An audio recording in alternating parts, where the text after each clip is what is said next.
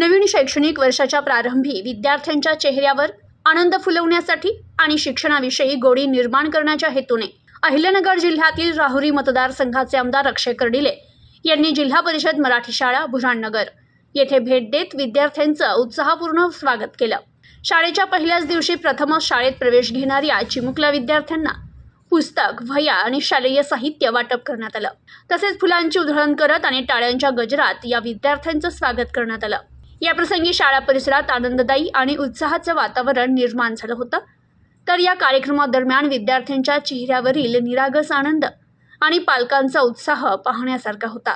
शिक्षणाच्या प्रवासाची सुरुवात सकारात्मक वातावरणात व्हावी आणि विद्यार्थ्यांमध्ये शाळेबद्दल आत्मीयता निर्माण व्हावी याकरिता हा उपक्रम राबविण्यात आला। यावेळी मुख्याध्यापक, शिक्षकवृंद, पालक तसेच ग्रामस्थ मोठ्या संख्येने उपस्थित होते।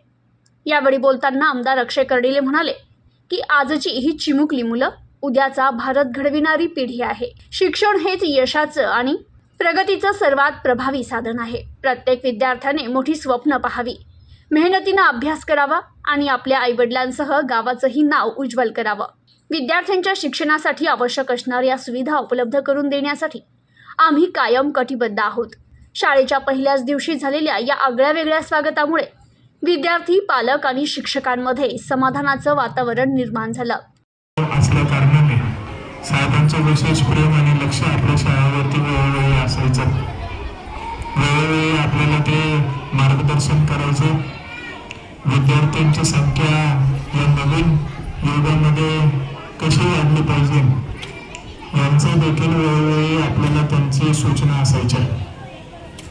आणि नित्यनेमाने 15 ऑगस्ट असेल, 26 जानेवारी असेल व कधी जर आपल्या शाळेने कुठला कार्यक्रम आयोजित केला तर साहेब 100% हजेरी लावत असायची। आणि एक चांगल्या प्रकारे आज शाळा आपली चालू आहे। बाहेर जर आपण परिस्थिती पाहिली की जिल्हा परिषद आणि प्राथमिक शाळेमध्ये परिस्थिती अशी झाली की बोटावर मोजणे इतके विद्यार्थी राहिलेत।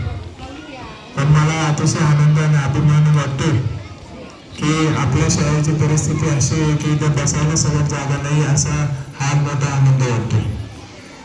कारण की याच्या पाठीमागं सर्व शिक्षकांचं चांगल्या प्रकारे लक्ष देणं, चांगला रिझल्ट आणि विद्यार्थी जरी बाहेर शाळेमध्ये शिकत असले तर मला बऱ्याच गोष्टी जाणवलं की आपल्या शाळेत शिकले, परत बाहेर शिकले आणि परत आपल्या शाळेत यायची वेळ आलेली आहे। सर्व महिला शिक्षिका आहेत। मला असं वाटतं पुरुष एकच आहे, म्हणून महिला लहान मुलांना चांगल्या प्रकारे ओळखू शकतात, त्या जबाबदारी घेऊ शकतात आणि मुलांना चांगले संस्कार आणि वळण लावू शकतात, ह्या आपल्या सर्वांना माहिती आहे। म्हणून या महिला मंडळी असल्यामुळे चांगल्या प्रकारे इथं कार्य चालू आहे। आता तर आपली सर्वांची अनेक दिवसांपासून मागणी होती की आपल्याला मुख्याध्यापक पाहिजे, त्या पण आपल्याला महिलाच लाभलेल्या आहेत। त्यामुळे आता काही अडचण तुम्हाला कुठल्या गोष्टीची राहिलेली नाही। त्यामुळे आता माझी एवढीच विनंती की आपण यापेक्षाही जास्त विद्यार्थी आपण कसे वाढतील यासाठी आपण प्रयत्न करावा। आणि आपली बुऱ्हाणनगर प्राथमिक शाळा ही फक्त आपल्या गावामध्ये, तालुक्यामध्ये नाही, जिल्ह्यामध्ये नाही तर महाराष्ट्रात 1 नंबर कशी होईल यासाठी तुम्ही सर्वांनी प्रयत्न करा। यासाठी तुम्हाला ज्या ज्या गोष्टीची आवश्यकता लागेल, ज्या ज्या गोष्टी शाळेसाठी, मुलांच्या उज्ज्वल भविष्यासाठी लागतील, त्या सगळ्या मी तुम्हाला देण्यासाठी तयार आहे। म्हणून आपण सर्वांनी चांगल्या प्रकारे इथून पुढे कसं मुलांना चांगलं शिक्षण देता येईल, नवीन नवीन गोष्टी मुलं कशी शिकतील।